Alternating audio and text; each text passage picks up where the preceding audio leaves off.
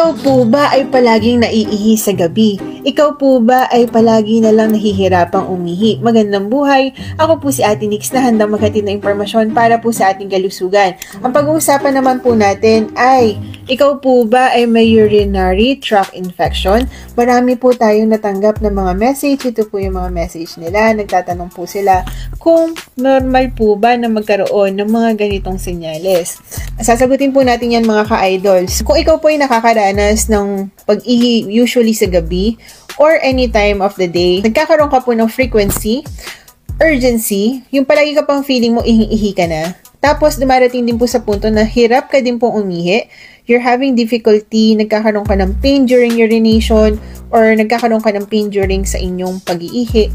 At maaari din po na hindi ka na po umaabot sa banyo, hindi mo na po nakokontrol ang inyong pag-ihi.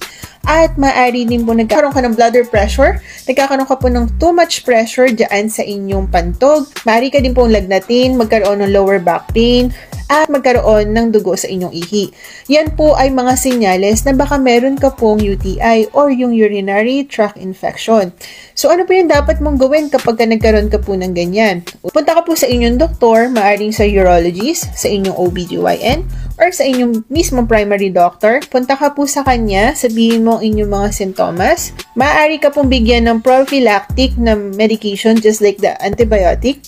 Bibigyan ka po nila niyan para po i-prevent yung infection. Maaring meron ka pong mga klase ng bacteria na nag-grow po dyan, which is hindi po maganda dahil kumakalat po ang bacteria. Punta ka po sa doktor, mag-order po siya ng urinalysis.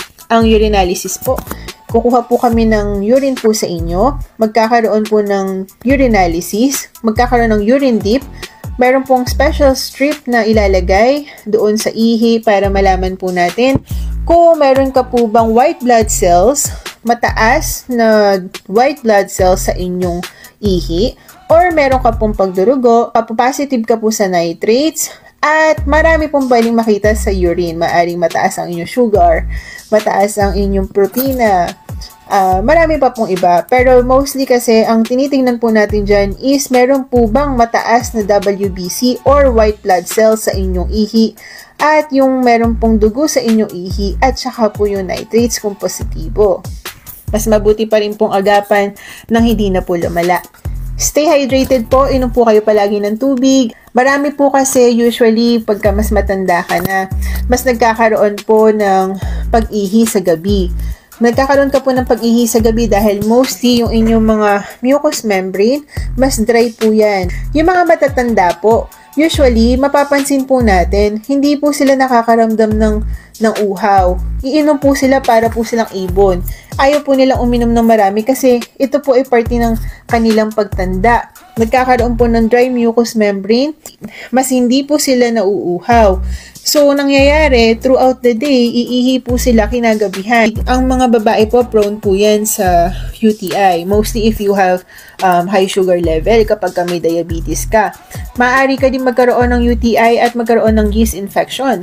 At sa lalaki naman po, kapag ikaw ay palaging naiihi sa gabi, meron pong blood work na chinecheck, ang tawag po dyan ay PSA.